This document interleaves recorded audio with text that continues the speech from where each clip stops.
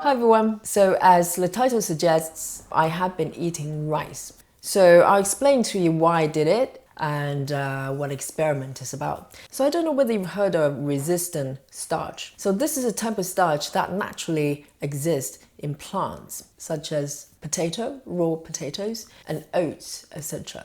So when we consume resistant starch, even though it's carbohydrate technically, our body cannot digest it and turn it into energy. So essentially, if you think about it along the line of fiber, it will probably make a lot more sense. So it came to my attention a few months ago, listening to some podcasts and also looking to some articles afterwards. Resistant starch can be increased through cooking process and then chilling. So let's say if you cook some potatoes, and then chill in the fridge overnight and then consume the next day, the amount of carbohydrate you consume is reduced. So resistant starch naturally exists in plants, but through cooking and chilling process, the amount of resistant starch can be increased. So that's the idea. And this information is quite interesting for me because it has been used not officially, but it's kind of encouraged as a method for people who are suffering from obesity or diabetic as a regular practice to improve their health and reduce the weight as a result. So these are the people who are not on keto, I presume, because if you're on keto, then you naturally restrict your carbohydrate intake, so it's a non-issue. But I think this is recommended to people who wish to continue to eat what normally, but wanting to improve their health or reduce the damage of carbohydrate. And I'll put a couple of articles underneath where I read these studies from or experiment from. And one of them is from Diabetic UK, so I think it's reasonably official. But I think it's not being practiced widely is because the awareness of it. I don't think many people know about it. I only found out a few months ago. And also maybe doubting the results, the effectiveness. So I think this is only applying to plant foods. So we're not talking about breads. There's a mentioning of pasta, cooking pasta, chilling overnight and recooking again. So one thing I didn't want to do was to consume refined starch. So recooked pasta wasn't on my list. I just didn't want to go there. And also recooked pasta really doesn't sound very palatable to me. So I think it's mostly plant-based starch. So the idea is if you take starchy plants, let's say potatoes, sweet potatoes, white potatoes, or rice, grains that's high in carbohydrate, cook them, leave them to cool, and then chill overnight, and then consume the next day. The amount of carbohydrate you take in, and as a result, calories is reduced. And more interestingly, they also find that if you recook them, so let's say if you cook some potatoes the night before, chill them overnight, and next day reheat the potatoes, it actually increases the amount of resistant starch further. But how much further, I don't know. So I couldn't find exact numbers or percentage of how much of the normal carbohydrate is being turned into resistant carbohydrate in the cooking and chilling and recooking process. So from my experiment, they actually found that the people who consume starchy foods such as rice, potatoes, etc., so the impact on the blood sugar level is much lower if the food has gone through the cooking and chilling process. So in effect, it increases the resistant starch or resistant carbohydrate in the foods. So they're consuming much less carbs as a result. And if they consume the starchy food that's been reheated after being cooked and chilled overnight, the impact on the blood sugar level is even less, is even lower.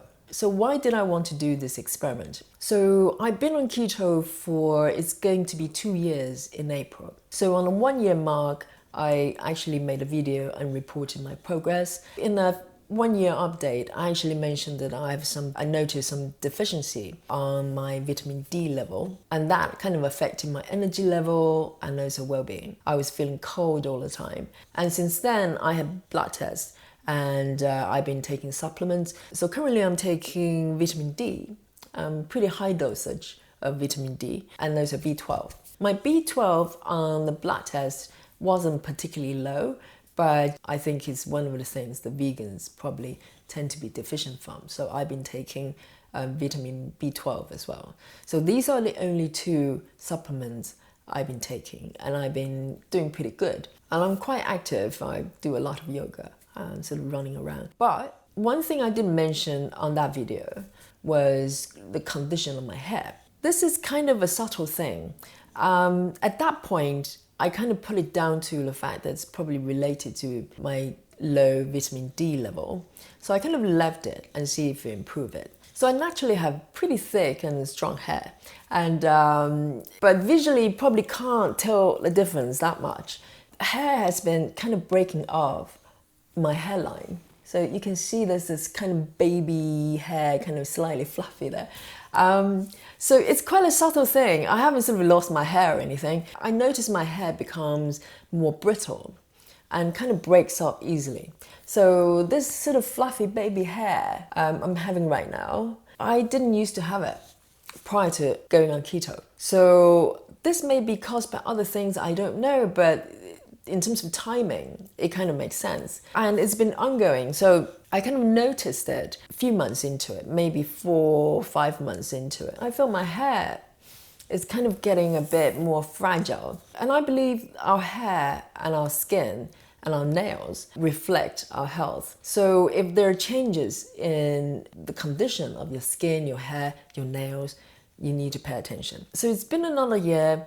The condition of my hair hasn't worsened as much, but it also hasn't gone back to where it was. So I thought if it was keto related, which is my speculation, I thought maybe it's to do with my carb intake. So those of you who have been following my channel, you will know that I'm the laziest ketoer ever on the planet. I don't count macros, I don't count calories, I don't count carbohydrates, and I don't test my ketone level. So I don't know for sure whether I'm ketosis. So the only thing I do is like weigh myself every day. I use that as a tracker because it's quite easy. And I also follow the key principles as much as I can with the high fat, low carb, and that's all I do. And it's been pretty sustainable and painless. So even though I don't count my carbs, I know in general I'm eating pretty low carb. Mostly I'm eating plants, nuts, and when I eat fruits, it tends to be berries. So I know my diet is pretty keto. So my thinking was, if the changes in condition of my hair is related to being on ketogenic or low carb, I wanted to see by increasing my carb intake could improve the condition of my hair. So that was the thinking. So obviously I've been on keto for a little while, for 2 years. You know, I'm doing really well, enjoying all the benefits. I didn't just want to dive into eating carbohydrate. I just didn't like the idea of that. So I thought about resistant starch. So I thought maybe it could be a way to introduce carbs in my diet without having major impact on my blood sugar level or insulin level. So I decided to go on an experiment. So the plan was to go into it one step at a time. So I wanted to introduce one type of resistant carbohydrate at a time so I could assess the impact. And also I didn't set an end date. I kind of went into it pretty open mind. I thought I'll do it for as long as it kind of works out.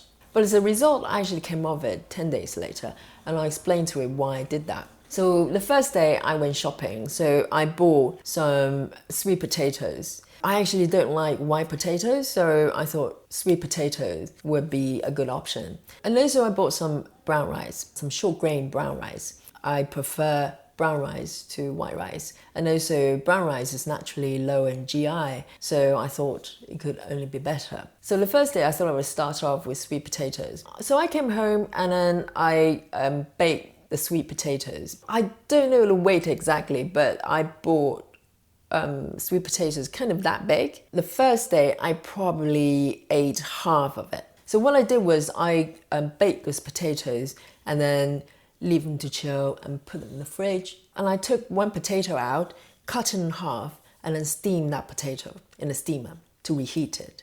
So in theory, it should increase the amount of resistant starch in the potato. So I ate that. And nothing really went on. I didn't explode or anything, even though that was the first starchy food I consumed in 2 years. It was okay. It tasted pretty good, even reheated.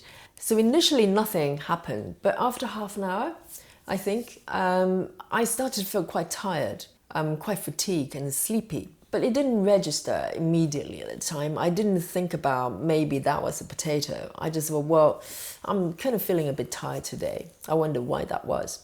But it kind of passed after a couple of hours. I felt okay again. So that was day one. And the next day, I got a bit excited. Even though the plan was to introduce one type of starchy food at a time, I wanted to do sweet potatoes for a few days and maybe do brown rice. But I got ahead of myself. I got excited and I decided to cook some brown rice as well.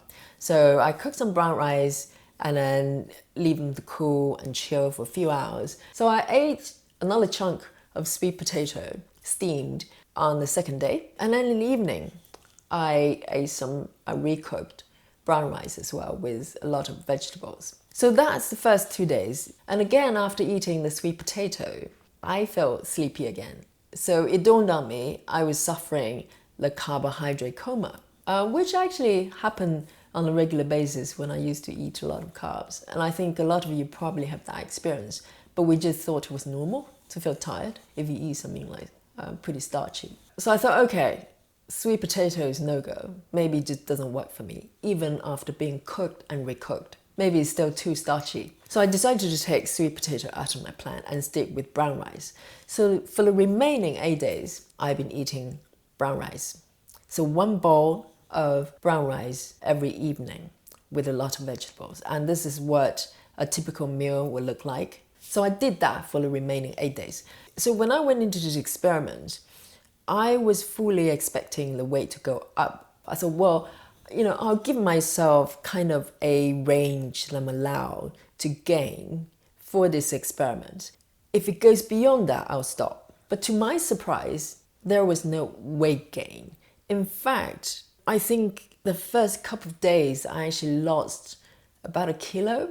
But don't get too excited just yet. It came back. So my weight normally fluctuates between kind of 1 kilo range. So I could gain half a kilo, drop 1 kilo, and then gain back. It's pretty normal for people to fluctuate within a certain range. It's proportional to your body weight. But you can always find a kind of a baseline of your weight between that range. So it's kind of a middle point.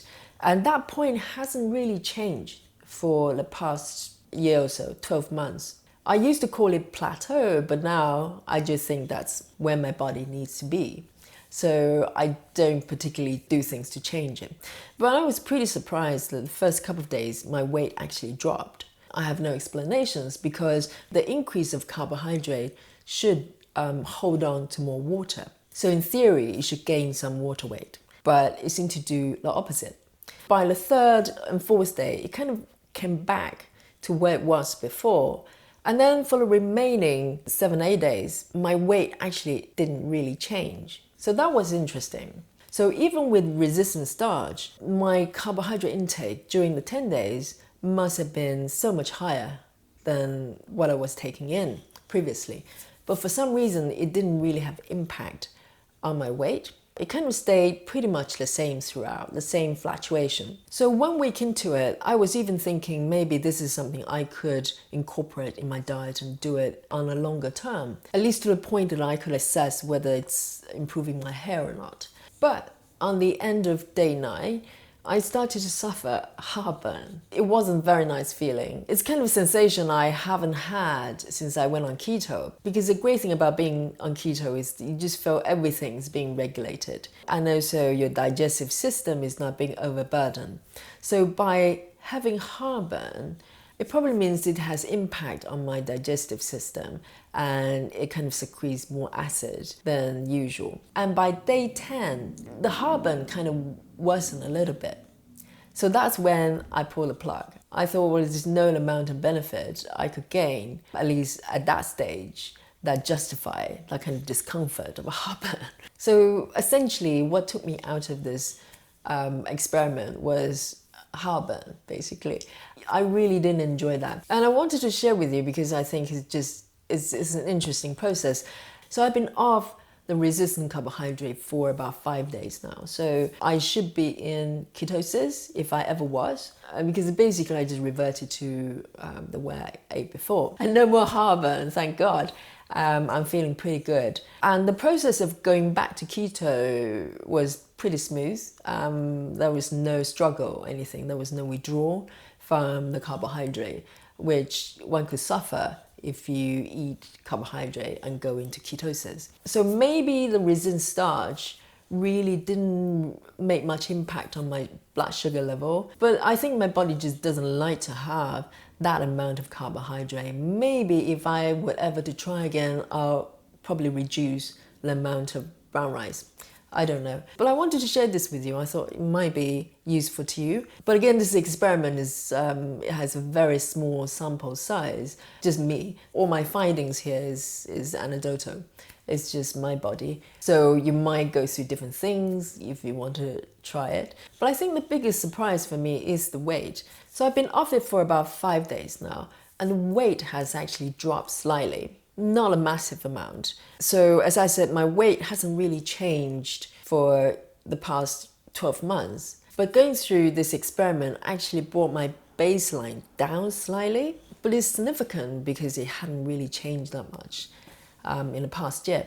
So it kind of made me think that perhaps this could be something that one could do in the short term to take one out of plateau, is my guess. And it kind of makes some sense because I think when you're in plateau, and I'm talking about body weight, if you stuck in a certain weight for a while, is because our body is so smart. Whatever you're trying to do, could be your diet or exercise, your body will adapt to it and be more efficient at doing that. So if you're on keto for a while or eating very similar kind of food, your body just adapts to that. And you might find the weight kind of stop at a certain point and not moving forward. By increasing your carbohydrate intake in some way, it might shock your body into recalibrating. It kind of resets your body and get your body to go, whoa, I don't know what's going on. In theory, that kind of makes sense to me. It's kind of a similar principle to why some people do the carb cycling. Within a week, they alternate from high carb, low fat, and low carb, high fat. And it works for some people. I tried that, it didn't work for me, but some people are doing that and they're doing well. So one thing I want to highlight is during the entire experiment, I maintained the fat intake. I didn't reduce my fat intake. So some experiments I read online, when they were taking resistant carbohydrate, they actually decreased the fat intake. They just have the starch, basically. But I didn't do that. I continued to take the same amount of fat. I was pretty much eating my normal ketogenic foods plus a bowl of rice. I don't know the exact weight. I think it's just about a cup of cooked brown rice. And I did that for 10 days. And also another thing I noticed is my craving. There was no change of my craving for carbohydrate throughout the process. One of the things I thought could happen from eating carbs my whole life prior to being on keto is that the more carbohydrate you take in, the more you want it. That's how you get into that vicious spiral. That didn't happen. So for 10 days, other than the initial 2 days I had the sweet potatoes and suffered from the carbohydrate coma, I took in pretty much the same amount of brown rice for the remaining days, and I didn't want any more. In fact, the final probably 3 days, I was feeling so full. I thought, well, maybe I'll just have half of the rice. But in the spirit of experiment, I managed to eat the full amount. And I didn't crave for other type of carbs. It didn't make me want to eat bread. It didn't make me want to eat pasta. So at least from my experience, I think it's true that it perhaps doesn't really disturb your blood sugar too much. You don't go into the sugar high and sugar low. And that's kind of positive as far as the resistant starch goes. So obviously, with cooking and recooking, you lose nutrient value for sure. So that's the downside. But the plus side, from what I read, resistant starch actually has benefit on your digestive system, on your small intestine. So it improves your digestive function. So even though you lose out on nutritional value, you actually gain benefit in terms of it helps your digestive system to function better. But also it's probably unlikely you're only consuming the starch. You would be eating it with other foods like plants, vegetables, etc. So it kind of balances out. So overall, my view my conclusion on resistant starch. It definitely has its benefit. So for people who just cannot bear to be on keto, or find it very difficult at certain times, you could go on a few days consuming resistant starch and just get that out of your system and then come back to keto. I think it's doable. And the transition, at least for me, was pretty smooth sailing. You know, I didn't suffer the keto flu. I didn't have to go through that again. I just went back, you know, eating as normally, and I'm totally fine.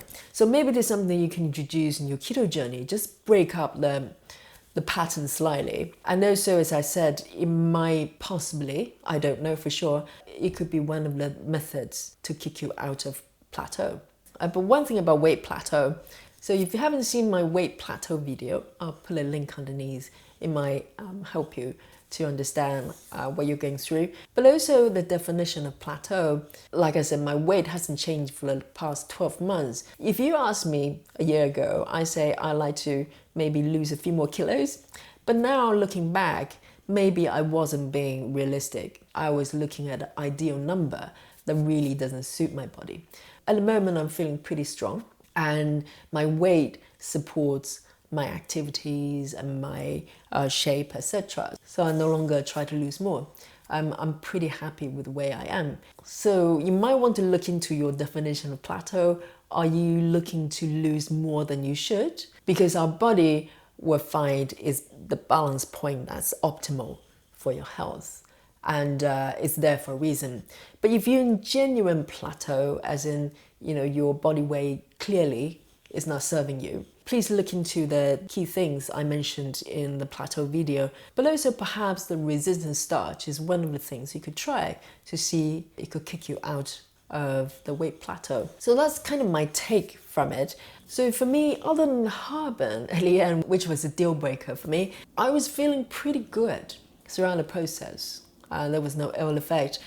The food choices might have impact on it. Sweet potato didn't work for me, but it might not have the same negative impact on you. I don't know. And maybe for some people, brown rice is not a thing. So this is kind of my point. It's very, very personal. So what I'm sharing here is purely my own experience. You know, use that as a reference. So I can't really say I recommend that you do this. It's a personal choice. I don't think there's anything to lose to try.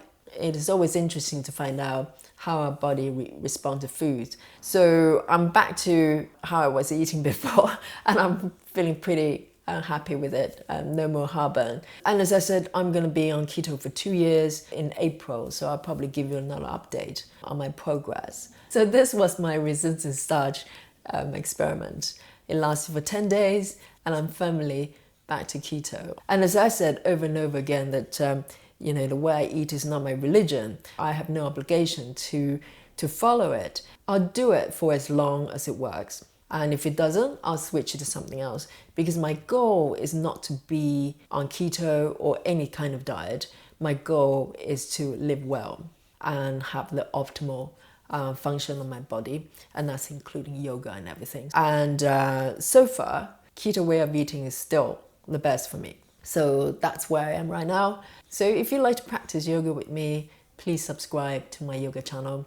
The channel is coming very, very soon. And follow me on Instagram if you haven't already. So thanks for hanging out with me today, and thanks for watching.